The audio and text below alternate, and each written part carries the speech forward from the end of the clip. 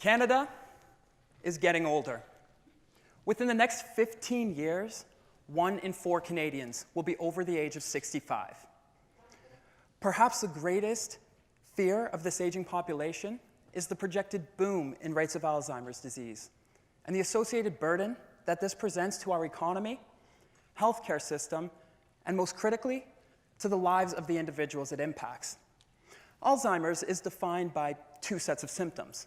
First are the mental symptoms that we're all aware of, such as memory loss. And second are the physical symptoms. These are the changes to our brains that characterize Alzheimer's disease. It's been established in the literature that these mental symptoms are the direct result of accumulated physical damage.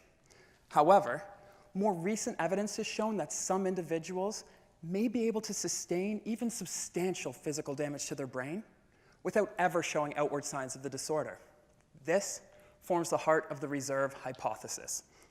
Cognitive reserve is a theoretical mechanism that allows our brains to cope with damage while maintaining function. Essentially, this theory states that the brain, like many other parts of the body, when strong and flexible, is better able to handle what life throws at it. Now, there are a few factors believed to be associated with reserve, such as education, good genetics, or avoiding the loss of brain tissue you can see above, known as cortical atrophy.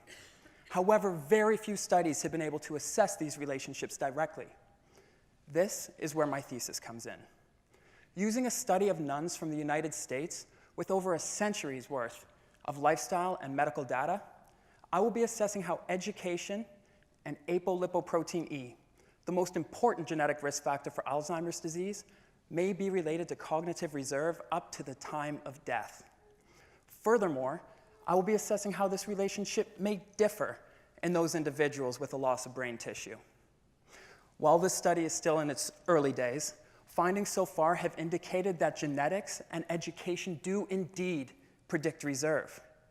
But perhaps most interestingly, this relationship is strongest in those individuals with the loss of brain tissue. So what does this all mean?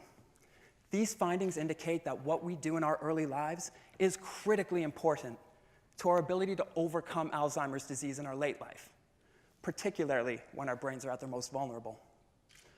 Ultimately, if we're able to develop strong, resilient brains, we may be able to delay or perhaps offset one of the most devastating diseases of older adulthood.